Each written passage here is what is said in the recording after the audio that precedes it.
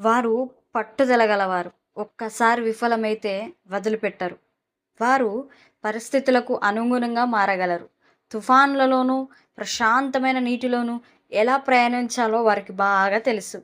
ముఖ్యంగా అన్నిటిని వదిలిపెట్టి వెళ్ళవలసి వచ్చినా, ఆ పిలుపుని ఎలా అనుసరించాలో వారికి బాగా తెలుసు. యేసు తన మొదటి శిష్యులనుగా జారలను ఎందుకు ఎన్నుకున్నాడో మీరెప్పుడైనా ఆలోచించారా? పండితులను కాదు, యాజకులను కాదు, మత నాయకులను కాదు, కేవలం జాలర్లను.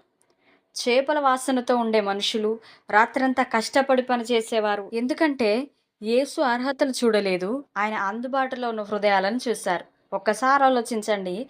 జాలర్లు సహనంతో ఉంటారు. సరైన సమయం కోసం ఎలా వేచి ఉండాలో వారికి బాగా తెలుసు.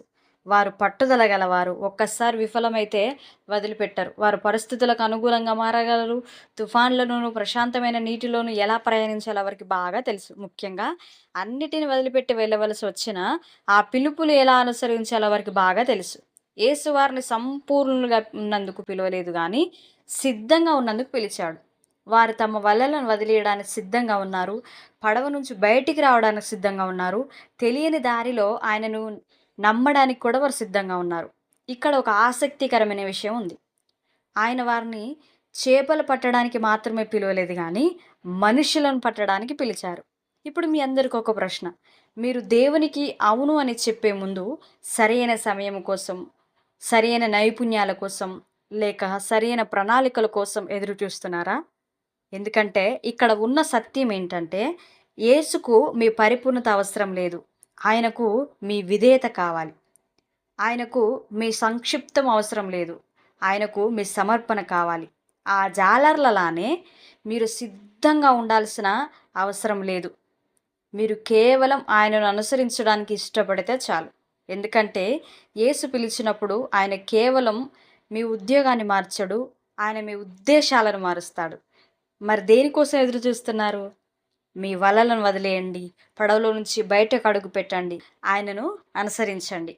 ఎందుకంటే ఈ ప్రపంచం పరిపూర్ణమైన వ్యక్తుల కోసం ఎదురు చూడడం లేదు కానీ, సిద్ధంగా ఉన్న వారి కోసం ఎదురు చూస్తా ఉన్నది. యేసు జాలర్లను ఎంచుకొనడానికి గల కారణం, సాధారణమైన మనుషుల ద్వారా అసాధారణమైన పనులు చేయగలడని చూపించడానికి. ప్రపంచాన్ని మార్చడానికి వచ్చిన యేసయ్య రాజులను కాదు, పండితులను కాదు, జాలర్లను ఆయన ఎంచుకున్నాడు. ఇందులో ఒక గొప్ప అర్థం ఉంది. జాలర్లు సాధారణమైన మనుషులు. వారికి పెద్ద పేరు లేదు, పెద్ద చదువు లేదు. కానీ వాళ్ళ దగ్గర గొప్ప లక్షణం ఉంది. అది కష్టపడే మనసు. రాత్రంతా పని చేస్తారు. ఫలితం రాకపోయినా వదిలిపెట్టరు. అదే కారణం. యేసు చూసింది వారి క్వాలిఫికేషన్ కాదు గానీ, వారి హృదయాన్ని ఆయన చూశాడు. ఒకరోజు వాళ్ళు ఏమి పట్టలేక అలసిపోయారు. అప్పుడు యేసు ఇలా అన్నాడు, "మళ్ళీ వల వేయండి" అని. వాళ్ళు సందేహపడినా ఆయన మాట విన్నారు, లోబడ్డారు. అక్కడే అద్భుతం జరిగింది. దీంతో యేసు చెప్పింది ఒకటే, ఇక మీదట మీరు చేపలు కాదు, మనుషులను దేవుని దగ్గరకు తీసుకొస్తారు అని. అంటే సాధారణమైన జాలర్లు ఆత్మీయ నాయకులుగా మారిపోయారు. ఈ సంఘటన మనకేం చెప్తుందంటే, దేవుడు జ్ఞానం కలిగిన వారిని, మంచిగా చదువుకున్న వారిని, అందంగా ఉన్నవారిని, పలుకుబడి ఉన్నవారిని, పేరు ప్రఖ్యాతలు కలిగిన వారిని కోసం చూడడు గానీ, సిద్ధంగా ఉన్న మనస్సు కలిగిన వారిని ఆయన చూస్తాడు. నీకు పెద్ద టాలెంట్ లేకపోయినా, నీ దగ్గర క్వాలిఫికేషన్ లేకపోయినా, దేవుడు నిన్ను ఉపయోగించగలడు. నీ జీవితం కూడా మారుతుంది. నీవు కూడా ఒక గొప్ప పని కోసం పిలువబడ్డావు.